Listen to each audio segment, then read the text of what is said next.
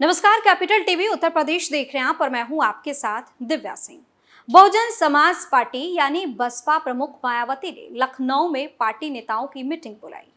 अब तक उनका फोकस जिन राज्यों में चुनाव हो रहे हैं उस पर था, लेकिन ये बैठक लोकसभा चुनाव को लेकर है। इस मीटिंग में उत्तर प्रदेश को लेकर मंथन होगा। मायावती पहले ही ये फैसला कर चुके हैं कि बसपा आगामी चुनाव को अकेले अपने दम पर लड़ेगी। वो न तो भारतीय जनता पार्टी एनडीए के साथ रहेंगी और न ही विपक्षी एकता वाले इंडिया गठबंधन में। ये बात अलग है कि उनकी पार्टी के कुछ सांसद समेत कई नेता चाहते हैं कि गठबंधन में ही चुनाव लड़ा जाए। कैसे मायावती के नेताओं ने बढ़ा दी है उनकी टेंशन, देखिए इस खास रिपोर्ट में।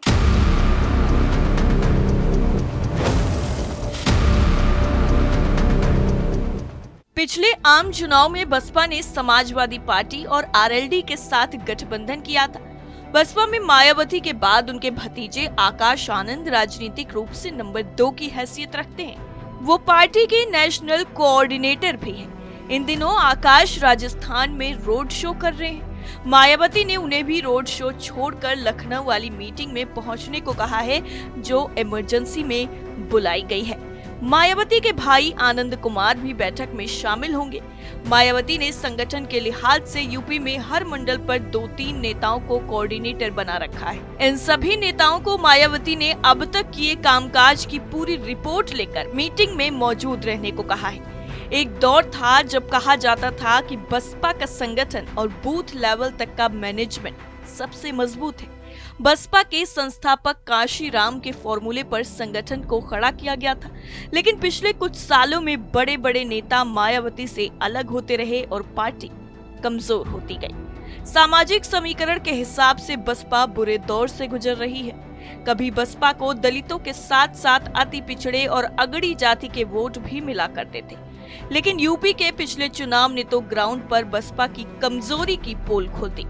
जिस उत्तर प्रदेश में 22% दलित वोटर हैं, वहां बसपा को बस 11% वोट मिले। इसका मतलब है कि मायावती के दलित वोट बैंक में भी बड़ी सेंध लग गई है।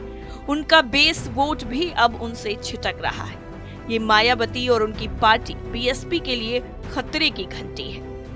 उत्तर प्रदेश के पिछले विधानसभा चुनाव में बसपा को सिर्फ 1 सीट मिली। राज्य में 22% दलित वोट में से आधी आबादी तो जाटव बिरादरी की है, जिस समाज से खुद मायावती आती हैं। यूपी में पिछले साल हुए विधानसभा चुनाव के नतीजे बताते हैं कि अब तो जाटव समाज पर भी मायावती का पहले जैसा कंट्रोल नहीं रहा। बीएसपी के 39 साल के इतिहास में ऐसा पहली बार हुआ।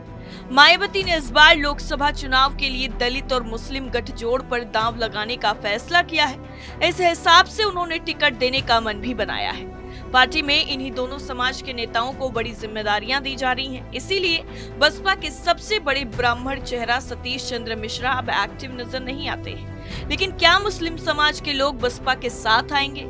अखिलेश यादव मायावती पर बीजेपी की बी टीम होने के आरोप लगाते रहे हैं।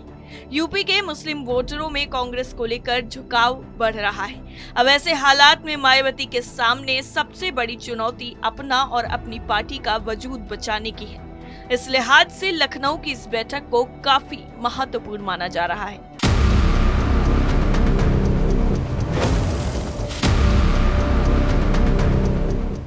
बसपा के एक लोकसभा सांसद का कहना है कि अगर बहन जी ने अपनी रणनीति साफ नहीं की तो फिर हमें अपने रास्ते बदलने पर मजबूर होना पड़ेगा।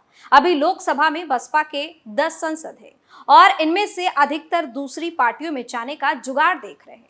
कोई कांग्रेस के संपर्क में है तो कुछ समाजवादी पार्टी के। बसपा के एक मुस्लिम नेता ने कहा है कि अगर पार्टी ने अपने तौर तरीके नहीं बदले तो फिर हम पार्टी बदल लेंगे।